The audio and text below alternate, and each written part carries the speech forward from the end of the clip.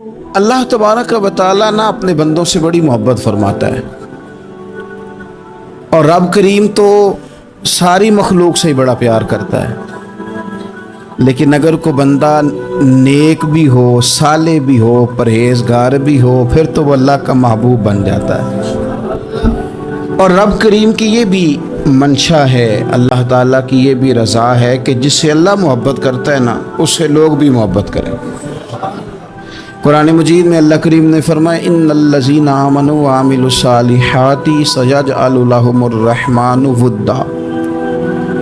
बेशक जो लोग ईमान लाने के बाद नेक अमाल करें, रहमान लोगों के दिलों में उनकी मोहब्बत पैदा फरमा देगा।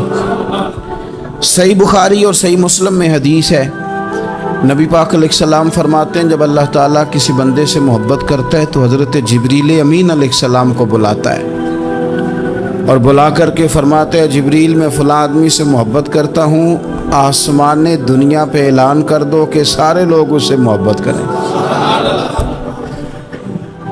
और फिर फरमाते हैं कि ए जिब्रील अमीन अलैहिस्सलाम, आप दुनिया में लोगों के दिलों में ये बात डाल दें कि अल्लाह फ़लाँ आदमी से प्यार करता है, लिहाजा सारे उससे मोहब्बत करें। सालिहीन का प्यार दीन का बहुत बड़ा हुस्न है। बुखारी में, मुस्लिम में, कुतुब अहादीस में एक पूरा बाब है कि किसी से मोहब्बत करो तो अल्लाह की रज़ा के लिए, और किसी से बुग़्ज़ रखो तो अल्लाह की रज़ा। पूरा बाब है, एक दो हदीस नहीं। हुजूर ने फरमाया, जिससे तुम मोहब्बत करो ना अल्लाह की रज़ा के लिए, उसे बताओ भी कि मुझे आपसे मोहब्बत है, उसे बताओ भी, ताकि वो भी आपके लिए अच्छे जज्बा।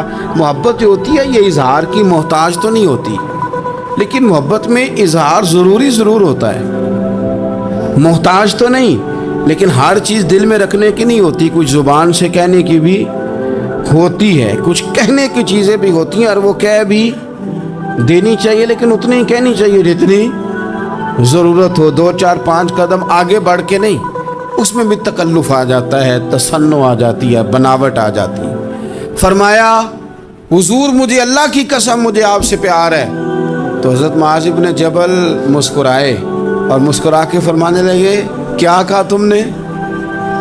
कहा हुजूर अल्लाह की कसम आपसे प्यार है। फरमाया फिर सोच के कहिए। कहा अल्लाह की कसम आपसे प्यार है। फरमाते उन्होंने ना मेरा कपड़ा पकड़ के मुझे खींचा और करीब करके कहने लगे, सुन फिर मैंने नबी पाक से सुना है, जो दो बंदे रब की रज़ा के लिए आपस में मोहब्बत करें, अल्लाह की मोहब्बत उनके लिए वाजिब हो जाती है। फिर अल्लाह उनसे प्यार करता है अगर वो अल्लाह की रज़ा के लिए मोहब्बत करें। हमारी मोहब्बतों में ना दुनियावी अगराज बढ़े, ओए होए, हर दावत सिर्फ इसीलिए होती है कि वो बंदा बुलाओ जो मेरे काम आएगा। हर तोहफा इसलिए आगे की तरफ रवाना किया जाता है कि उस शख्स को बुलाओ जो कल मेरे काम आएगा। अजीज़ भाई, अल्लाह के नेक बंदे से अल्लाह का बंदा समझ के प्यार करें, और अल्लाह का नेक बंदा समझ के उसके साथ फ़ोटो आना ज़रूरी नहीं, उसके साथ प्यार होना ज़रूरी है। और अगर मोहब्बत इखलास वाली हो, प्यार वाली हो, अकीदत वाली हो, तो हज़रत अबू ज़र ग़िफ़ारी ने तो कहा था, या रसूलल्लाह अगर बंदा किसी नेक बंदे से प्यार करे, ना उससे मिल सके, ना उस तरह के काम कर सके, फिर भी कोई नतीजा निकलेगा? तो हुजूर ने फरमाया प्यार खालिस करे, अल्लाह क़यामत के दिन दोनों को जमा फरमा देगा। जो जिससे मोहब्बत करेगा सुबह क़यामत उसी के साथ होगा।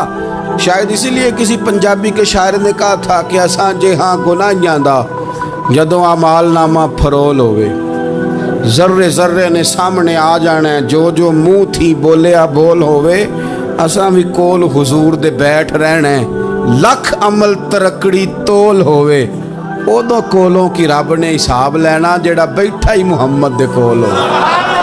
तो अल्लाह के बंदों से अल्लाह की रज़ा के लिए प्यार करें, उसमें लिल्लाहियत पाई जाए, लिल्लाहियत हो उसमें कोई और ना हो, बंदा हो और अल्लाह की रज़ा हो, यानी दरमियान में रब हो, और तीसरा वो शख्स हो। रज़ाए इलाही जब मकसूद हो, फिर शिकवे भी पैदा नहीं होते, फिर शिकायतें भी पैदा नहीं होती, फिर अपनी मर्ज़ी के बंदा जुमले भी नहीं बयान करता, फिर किसी जगह कोई तकल्लुफ़ भी उसमें نہیں پایا جاتا تو خالصتاً لوجہِ تعالی آپ اللہ کے بندوں سے محبت کریں اور خاص ان کے لیے جذبات پیدا کریں. آپ کی طبیعت میں خاص جذبہ ہو, خاص شوق ہو, کسی پراپوگیٹ کرنے والے کے کسی پراپوگنڈے کا شکار نہ ہو. آپ کی طبیعت ہو, طبی میلان ہو, ذوق ہو. حضرت حرم بن حیان تابعی ہیں, فرماتے ہیں جب میں نے یہ حدیث سنی نا کہ نبی پاک علیہ السلام نے فرمایا ہے کہ حضرت اویس کرنی ان کی دعا کی برکت سے اللہ میری امت کے لوگوں کی بخشش کرے گا, اور جب میں نے یہ سنا کہ حضرت مولا علی جیسے لوگ, حضرت عمر فاروق جیسے لوگوں کو جبہ دے کے بھیجا گیا ہے اور حضور نے بھیج کے کہا ہے کہ اب ایسے کہنا میری امت کے لیے دعا کرے, تو فرماتے ہیں میرے سینے میں لو لگ گئی کہ میں حضرت اویس کرنی سے ملوں. میری طبیعت لگ گئی, میرا شوق آ گیا کہ میں خواجہ اویس کرنی رضی اللہ تعالیٰ عنہ سے ملوں. میں نکل پڑا, اللہ کے بندے کے لیے نکلا. حضرت حرم بن حیان کہتے ہیں, اس کو ابن الجوزی نے بھی لکھا ہے, داتا گانج بخش علی اجویری نے بھی لکھا ہے, کہتے ہیں میں ڈھونڈنے لگا حضرت اویس کرنی کو, بڑے شہروں میں گیا پر وہ ملے نہیں. داتا صاحب کہتے ہیں وہ حال والے آدمی تھے, ان پر بھی حال تاری رہتا تھا, اسی کسے دے کچھ نہیں جے لگ دے تے نہ کوئی ساڈا دردی, وہ بھی اپنی کیفیت میں رہتے تھے. داتا صاحب نے لکھا ہے جب دنیا ہستی تھی تو حضرت اویس کرنی رویا کرتے تھے, جب لوگ روتے تھے تو وہ ہنستے تھے. وہ سادہ غذا کھاتے تھے, کسی سے کوئی لین دین نہیں, اپنے طرز کلام, اپنی زندگی.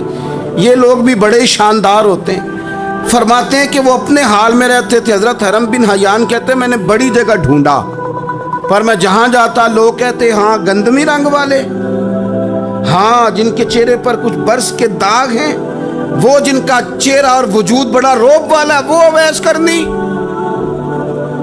کہتے ہیں میں ڈھونڈتا ڈھونڈتا جس شہر میں جاتا لوگ کہتے وہ آئے تھے پر چلے گئے. وہ کسی نے کہا تھا نا, اویسیوں میں بیٹھ جا, بلالیوں میں بیٹھ جا, صفیں تو سب بچھی ہیں, تو عشق والیوں میں بیٹھ جا. فرماتے میں وہ صفیں تلاش کرتا ڈھونڈتا, نہ ملے مجھے. بالآخر میں عراق پہنچ ہی گیا. نہر فرات کے کنارے ساری دنیا سے علیحدہ ہو کے وضو کر رہے تھے. کہتے ہیں میں پیچھے کھڑا ہوں, میں نے جا کہا السلام علیکم, تو حضرت اویس کرنی چہرہ اٹھا کے کہنے لگے وعلیکم السلام حرم بن حیان. تو میں نے کہا حضور آپ مجھے جانتے ہیں؟ فرمانے لگے عرفت روحی من روحی کا, میری روح تیری روح کی جاننے والی ہے. کہتے ہیں میں نے کہا حضور کو نصیحت کر دیں. تو فرمانے لگے پہلی نصیحت تو یہ ہے کہ آج کے بعد مجھے ملنے نہ آنا, میں نہیں پسند کرتا, میں تنہا رہنا چاہتا ہوں, مجھے نہیں شہرت اچھی لگتی, میرا نہیں دل کرتا لوگ میرے پیچھے بھاگیں. آج آیا ہے, آج کے بعد نہ آنا, بس چھوڑ دے مجھے میرے حال پہ, میں اپنی زندگی اپنے حساب کے مطابق گزارنا چاہتا ہوں, تو آج کے بعد نہ آنا. اور پھر فرمانے لگے اگلی نصیحت یہ ہے کہ جو رب نے تجھے دے دیا ہے نا اس پہ راضی ہو جا, اگر اس پہ راضی نہیں ہوگا تو تو تکلیف میں رہے گا. فرماتے ہیں میں نے پھر کہا میرے لیے دعا کر دے, تو انہوں نے ہاتھ اٹھائے, کہنے لگے یا اللہ میری اور اس کی جنت میں ملاقات کرا دینا. تو انہوں نے چہرے پہ ہاتھ پھیرے اور فرمانے لگے اب تو جا, میں کوشش کروں گا تجھے دعاؤں میں یاد رکھوں, تو بھی کوشش کرنا مجھے دعا میں یاد رکھنا. فرماتے ہیں یہ کہتے کہتے نا وہ رستہ بدل گئے, اور گلی کا کونا وہ جب مڑے تو پھر میں ڈھونڈتا رہا, دوبارہ زندگی بھر ملے نہیں. لیکن میرا پیار سچا تھا, وہ مجھے ویسے تو نہیں ملے پر خواب میں کئی دفعہ مل جاتے ہیں. اور خواب میری وچ بھی آیا ماہی, تے میں پھر وہ گل وچ پا لئیاں باواں, تے ڈر دی ماری اکھ بھی نہ کھولا, کتے پھر بچھڑ نہ جاواں. فرماتے مجھے محبت ہو گئی, خواب میں زیارت ہو جاتی. اب ہوتا یہ ہے کہ ہمارے زمانے میں کچھ لوگ تو بیچارے ویسے ہی بڑے بعض چیزوں سے آوازان ہیں, ان کی طبیعتیں ویسے ہی بڑی تلخ ہیں, بڑی ترش ہیں, وہ ویسے ہی ذرا دنیا سے ہٹ کے چلنا چاہتے ہیں, ان کا مزاج ہے. وہ کیا کرتے ہیں کہ وہ بدگمانیاں پیدا کرنا، سوسائٹی کے اندر بری سوچوں کا فروغ دینا اپنے لیے وہ ضروری سمجھتے ہیں اور اپنی ذمہ داری سمجھتے ہیں۔ میں اکثر یہ مثال دیا کرتا ہوں کہ محبت بھی اگر ہم پیدا کرنا چاہیں تو پیدا ہو سکتی ہے، اور کسی کی عداوت پیدا کرنا چاہیں تو وہ کام بھی ہو جاتا ہے۔ بہو جانا چاہ رہی تھی میکے، اس نے اپنے شوہر سے یا اپنی ساس سے کہا کہ مجھے گھر جانا ہے۔ تب ایک پہلو تو یہ ہے کہ وہ شام کو بیٹا گھر آیا تو اماں کہتی ہے کہ پتر دیکھ، بیٹا نہیں چاہ رہا تھا کہ وہ جائے، اماں اس کی ذہن سازی کرتی ہے، کہتی بیٹا دیکھ تو ہر وقت اپنی ماں کے پاس رہتا ہے، باپ کے پاس رہتا ہے، بہن بھائیوں کے پاس رہتا ہے، تو بیچاری اگر 6 ماہ کے بعد 3 ماہ کے بعد تقاضا کرتی ہے تو اس کا بھی تو دل کرتا ہے نا اپنے ماں باپ سے ملنے۔ اب بچہ نرم ہوتا ہے، وہ شوق سے گاڑی نکالتا ہے، شوق سے چھوڑنے جاتا ہے، اس کے دل میں محبت فروغ پکڑ گئی۔ ایک پہلو یہ ہے کہ اس نے مطالبہ کیا بہو نے کہ مجھے جانا ہے میکے، تو ساس صاحبہ نے شام کو اپنے بیٹے سے کہا کہ کوئی طریقہ تو نہیں نا روز جانے کا، اور جب یہ وہاں سے ہو کے آتی ہے تو اس کا لہجہ ٹھیک نہیں رہتا، پھر یہ اس کو غلط مشورے ملتے ہیں، تو پہلے تو وہ صاحب ویسے لڑائی شروع کر دیں گے کہ جانا ہی نہیں، اور جب بات بڑھے گی تو وہ جائیں گے تو ساتھ یہ کہیں گے کہ جاؤں گا ضرور پر دروازے پہ چھوڑ کے آ جاؤں گا، میں نے اندر کیوں کہ یہ بھی کسی نے پیچھے سے اس کو بھرا ہے۔ آپ کسی بندے کے بارے میں بھی، کسی کے بارے میں، ہمارے تمام جگہوں پہ اسی طرح ہی ہوتا ہے، دوستوں کی محفل ہو، تنظیمیں ہوں، ہمارے دفاتر ہوں، سب جگہ کچھ لوگ باقاعدہ کام کرتے ہیں نفرتیں بھرنے کا۔ او فلانا تم نے دیکھا کیا کر رہا تھا، ذہن بناتے ہیں، بندہ اس سے الرجی کھانے لگتا ہے، نفرت کرتا ہے، کچھ ذہن بناتے ہیں یار کتنا بھلا آدمی ہے، دیکھو کتنے وقت پہ آتا ہے بیچارہ، گھر میں اس کے کوئی اور ہے بھی نہیں پھر بھی چھٹی نہیں کرتا، وقت پہ آتا ہے۔ تو یہ ذہن سازی نفرتوں کے بھی لوگ کرتے ہیں، محبتوں کی بھی۔ ایک مثال اور دے دوں چھوٹی سی، ایک مکھی وہ ہے کہ آپ کا پورا وجود موجود ہے پر وہ وہاں بیٹھے گی جہاں پیپ ہے جسم میں، باقی کسی جگہ نہیں، اس کا مزاج ہے غلاظت والی جگہ پہ بیٹھ، مزاج ہے، اس نے ڈھونڈ کے ہی کسی غلط بات پہ ساتھ ہی غلط طبیعت ہے اس کی، مانتے نہیں بہت سارے لوگ پر غیبت کے قائل ہوتے ہیں، ذہن میں فطور ہوتا ہے، بیٹھنا ہی غلط جگہ پہ، حالانکہ باقی سارا جسم موجود ہے، پیپ والی جگہ پہ، ریشے والی جگہ پہ، زخم والی جگہ پہ بیٹھنا ہے، اور وہاں سے اٹھ کے جب کہیں اور بیٹھنا ہے تو وہاں بیماری پھیلانی۔ ایک مکھی وہ بھی ہے جو ڈھونڈتی ہے سارا زمانہ پر بیٹھتی پھول پہ ہے، اور جب وہ پھول پر بیٹھ کر اپنے گھونسلے میں جا کے بیٹھتی ہے تو پتہ ہے وہاں کیا پیدا ہوتا ہے، شہد پیدا ہوتا ہے، اور شہد وہ ہے جو شفا دیتا ہے۔ آج کچھ لوگوں نے پراپوگیٹ کر دی چیزیں، ولی کیا ہوتے ہیں، درویش کیا ہوتے ہیں، صوفی کیا ہوتے ہیں، قرآن پاک پڑھو، نماز پڑھو، عبادت کرو، ختم ہو گئی بات۔ او خدا کے بندو سمجھو، یہ ولی تھے جن کو صحابہ کہا جاتا ہے، ولی ہی تھے جن کو اہل بیت کہا جاتا ہے، قرآن پاک کے دفاع کے لیے، احادیث کی حرمت کے لیے، دین کی تبلیغ کے لیے جو میدانوں میں نکلا کرتے تھے انہیں ولی کہا جاتا تھا۔ ولی کا معنی اللہ کا دوست، ان سے پیار کرنا، ان کے لیے اپنے دل میں جذبات رکھنا۔ بخاری مسلم میں حدیث ہے، نبی پاک علیہ السلام نے فرمایا جو دو لوگ رب کی رضا کے لیے آپس میں پیار کریں، جو اللہ کی رضا کے لیے آپس میں پیار کریں، اللہ ان دونوں سے محبت فرماتا ہے۔ آپ غور کریں، اللہ کے نیک بندوں کا پیار۔ سال داتا گنج بخش علی حجویری رحمت اللہ علیہ نے کشف المعجوب شریف میں لکھا ہے، خواجہ حسن بصری کا قول۔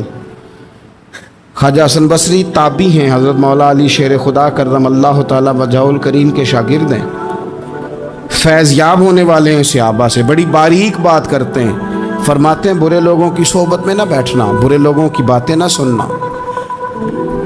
اگر تم برے لوگوں کی صحبت میں بیٹھو گے، برے لوگوں کی باتیں سنو گے تو وہ تمہیں اچھے لوگوں سے بدگمان کر دیں گے۔ تمہاری فکر میں، تمہارے ذہن میں وہ اچھے لوگوں کے خلاف چیزیں بھر دیں گے۔ برے لوگوں کی صحبت اچھے لوگوں سے بندے کو دور کر دیتی ہے۔ تو بھائی اچھے لوگوں کی صحبت میں آئیں گے آپ تو اچھے لوگوں کے بارے میں آپ کی ذہن سازی ہوگی۔ اللہ کے نیک بندوں سے پیار کریں، ان کے ساتھ محبت کریں، ان کے لیے اپنے دل کے اندر اچھے جذبات، یہ ہمارے پاس ہیں داتا علی اجمیری، ان کے مزار شریف پہ حاضری دیں۔ دیکھیں غلط کام جہاں ہوتا ہو غلط کام کو روکا جاتا ہے، اصل چیز کو بدل نہیں دیا جاتا۔ داتا صاحب محسن ہیں اس امت کے، اور ڈاکٹر اقبال نے کہا سید حجویر مخدوم امم۔ داتا صاحب تو وہ ہیں کہ امت ساری کے مخدوم ہیں، ساری امت کو ان کی خدمت کرنی چاہیے۔ داتا صاحب رحمۃ اللہ تعالیٰ علیہ کی کشف المحجوب آپ پڑھیں تو سطر سطر روشنی، جگہ جگہ آپ کے لیے خیر، تعلیمات۔ داتا صاحب نے دین کا کام کیا، ڈیوٹی کی۔ عرس شریف پہ تو میں بھی نہیں جا پاتا، رش بڑا ہوتا ہے، خرافات بھی بعض جگہ پہ بڑی ہوتی ہیں، بعض ایسے کام ہوتے ہیں جو قطعاً نہیں ہونے چاہیے اور ان کی ہر فورم پہ مذمت ہونی چاہیے، پر ہمیں داتا صاحب کی حاضری تو نہیں نہ چھوڑنی چاہیے۔ ہمیں تو کوشش چلے عرس سے پہلے یا عرس کے بعد، میری اپیل ہے ضرور جائیے گا، اور جا کے نا تو ضروری نہیں کہ آپ کوئی خاص دل کے اندر بات ہی لے کے جائیں۔ آپ داتا صاحب جا کر صرف اتنا کہیں کہ حضور آپ نے جو دین کی خدمت کی ہے، ہم تو اس خدمت پر آپ کو سلامی دینے آئے ہیں، ہم تو صرف سلام کرنے ہیں کہ آپ نے کمال نوکری کی دین کی۔ اپنے بزرگوں کے ساتھ اپنی عقیدت، اپنی ارادت، اپنی محبت، اپنا پیار مضبوط کریں، ان کے لیے اپنے دلوں کے اندر خیر کے جذبات ہمیشہ رکھیں۔ صحابہ کرام کے لیے، اہل بیت اطہار کے لیے، امام بخاری کے لیے، امام مسلم کے لیے، صوفیاء کے لیے، حضرت غوث پاک